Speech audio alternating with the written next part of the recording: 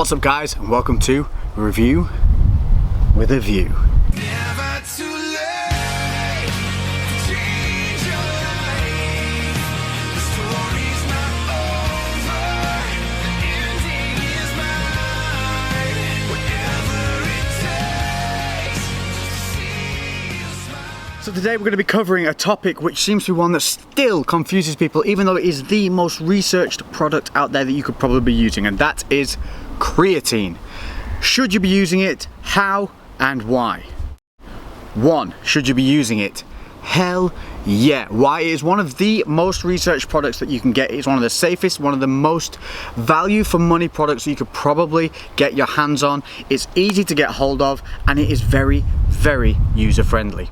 So what is creatine and what are the benefits of taking it? Creatine is a naturally occurring organic acid. It is usually taken in through our diet.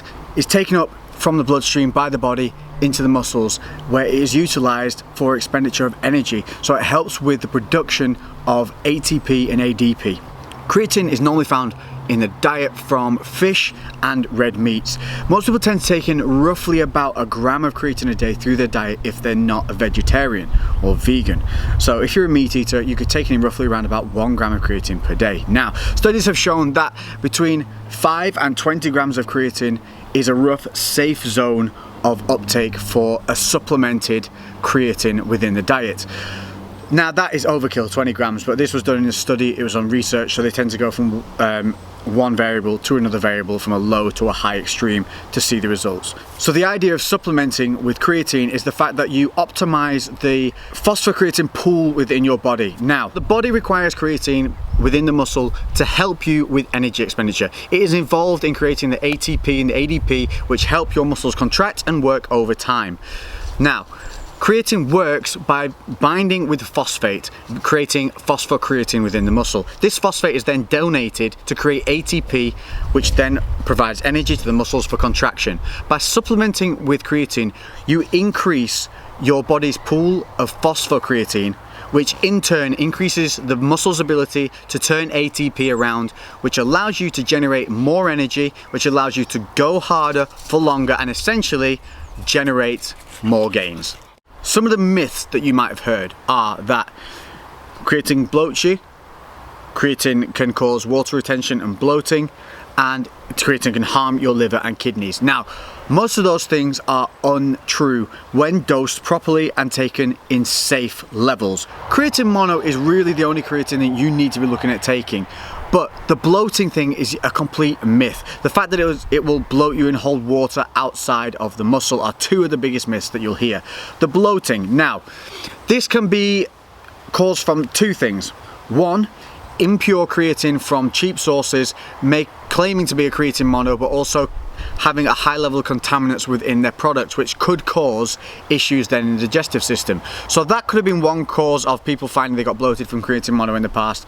2, media nonsense. So clever advertising by people that want you to buy a higher level or a higher blend of creatine, such as creatine ethyl esters, creatine alkaline, CREWCast, I think they were called, and then other creatine gluconates, and all these things. Okay, so they've cleverly advertised that these were non-bloating and more effective, because obviously they want to sell you a product at a higher value that you don't actually need to be buying. I mean, we saw all this in the early years of the bodybuilding world with the fantastic advertising of companies like Celtec, you know, that they're Celtec. So all you need to be looking at here is creatine mono. It is the best value for money. It's going to do the same job as the other creatines, and when used properly and consistently, there is really going to be no difference. The only difference I would say is the difference in the grain of the creatine that you're actually getting, and by that I mean the actual size of the powder grains that you are getting. So to keep it simple, there's kind of two types you can get. You can get micronized and unmicronized. Now the unmicronized is going to be a thicker grain. It's going to be more sand-like. It really isn't going to blend well in a liquid. It's going to sink to the bottom, it's going to settle easily, and it's not going to dissolve very well. It is a little bit cheaper, but in my opinion, it's more of a pain in the ass because it doesn't blend with like juice drinks or things you're going to put it in. If you're putting it into an intra-workout drink, if that's how you like to take it, it's going to sit at the bottom. You're constantly having to be shaking the thing up, like stir and drink style.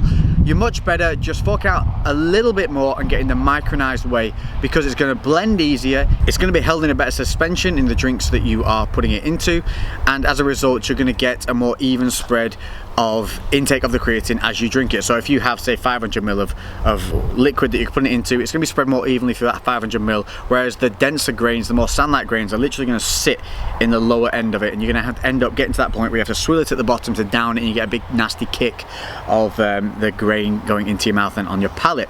So my advice would be go for the micronized. Also, there's probably an added benefit of it might have a more rapid uptake into the body through the digestive system. It's going to be easier to uptake simply because more surface area, it's a finer grain, larger surface area for uptake, simple as, and it dissolves more easily and more readily. Let's talk also about the other little myth, which is that creatine will make you hold water and look puffy. The reality of it is it's actually the exact opposite.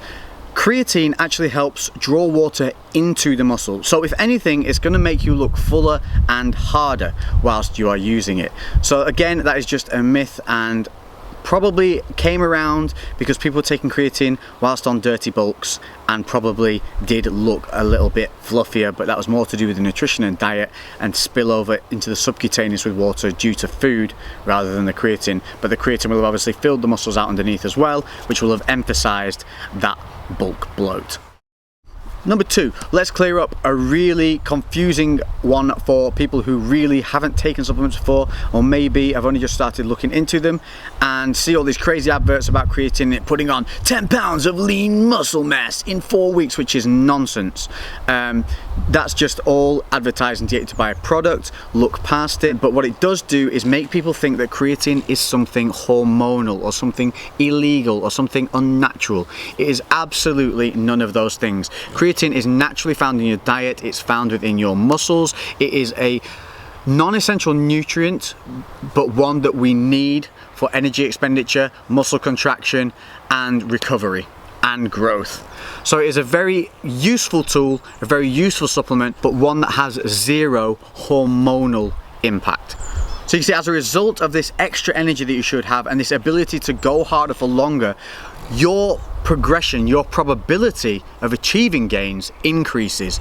But that is an indirect result of the creatine and more a direct result of the work you put in, because there's more energy available for you to put in more work. Couple that with good nutrition that is tailored to you and your goals, then yes, it can help you make some solid lean gains and improve your training and lifts. But it is not going to do it for no reason. It gives you the opportunity to create the progression yourself. That's all. So let's just be very clear on that, guys. Completely natural, completely safe. Don't worry, it was all just nutty advertising. Creatine mono, like I said, is all you really need to be looking at. But there is a difference in quality out there. So some really cheap creatine monohydrates, they're likely to hold a higher level of contaminants and other ingredients that shouldn't be in there. So what you want to be looking for is the creatines that are certified as being tested and being, I think it's HCl tested, for being a high grade of creatine and a high percentage of creatine within the product that you're buying. That's going to help you get the best value for money, because otherwise what you could be buying is a cheap looking creatine monohydrate that could actually have a lot of other things in it, a lot of contaminants. So effectively you're going to be losing some of that benefit of, or bang for your buck, because you're not getting the highest grade of creatine that you could be. So number 3, usage, dosage, and what you can expect. Dosage wise, 5 grams per day, any time of day, just consistently taken, is going to be all that you need. You will have seen in the past that people have advertised for people to do loading periods, which would have them on ridiculous levels of between 20 and 30 grams of creatine a day for the first 6 to 7 days. And that was basically a marketing ploy to make people use up more of the first tub than was necessary and to get them onto buying a second tub more quickly. And I think that was a Maximuscle con from years and years ago, but something you absolutely do not need to know. All right, calm down, sheep. It has been proven that long-term usage of creatine in athletic individuals has no harmful effects on the kidneys, the liver, or any of the body's functions. So there's no real worry there. There's been proven studies that show that it's safe when taken at the correct dosage. Again, guys, when you have a headache, you take 1 or 2 pills to help with the headache. You don't take the full box, and you have to take this approach with everything that you use. More is not better. What you need is the efficient amount, which gives you a safe and solid return on your investment, your usage, and the hard work that you're putting in. Most things in excess are only ever going to cause you problems, and it's not going to benefit you to take more than is necessary. It's also very important that you're aware, creatine does not work acutely, and by that I mean it doesn't work straight away. So it's not like caffeine. You don't take it and then bam, it starts working. You have to allow creatine to build up in the system over time, increasing that phosphocreatine body pool that we talked about earlier. Over time, it's going to help saturate the muscles and increase that energy output capability that your body has, but you have to allow it to build up in your system over time. So it is not going to work the moment that you take it. Really important to understand that. So anybody that you've heard or say just taken their first thing of creatine, gone to the gym, had the best workout ever, completely and utterly placebo effect. This is why it's very important to understand that you only need a small dosage of creatine over a long period of time for it to be effective. You should take it consistently each day at roughly around about the same time, but if you forget, don't panic, just make sure you get it in on that day. Consistency is key with pretty much everything that you do with regard to the body, and keeping an eye and a check on your progression. The more consistent you can be with less variables, the more control you have. So that's simply the only reason to make sure that you take it at relatively similar times each day. Consistency is key, but don't panic, just get it in the day and you're all sorted. So after about the first 3 weeks, you should start seeing the effects of the creatine taking hold in your training, getting those extra few reps, recovering a little quicker in between sets, having just a greater output overall and feeling more energized. You should feel an improvement in recovery, but again, we're not talking anything crazy. You're not going to be jumping out of bed feeling like Superman, but you're going to definitely be feeling an elevated level of energy and ability in the gym. Creatine is probably one of the most value for money supplements that you can start with and keep as a solid foundational supplement in your cupboard year round. It's one of the ones that you're more likely to see solid results from in a very short period of time, and one that you can enjoy without risk of any dietary issues, and is easily added in to your day-to-day routine. I was using a creatine monohydrate that had a thicker grain, and I personally found that it became a chore to try and remember to take it, because it wasn't easily added to drinks that I could enjoy with a meal or anything like that, because it would just sink to the bottom and ruin the drink. So I ended up taking it either in a small shot of water and swilling it and then drinking it in one go, or straight to the dome followed by water, which was just nasty. So I've since then moved on. I'm now using a micronized creatine, which is like a really fine powder. It mixes really easily into any drink, and because of that simple fact that it's easier to use, I remember to use it more readily, and I'm more consistent in using it, and as a result I'm starting to now again see the benefits of the creatine. Whereas before I was intermittently taking it and not allowing that phosphocreatine pool to develop properly, now that I'm back using it properly day to day, I'm already starting to see the benefits and feel the elevation in my energy levels. The one that I'm using is EHP Labs Crea 8.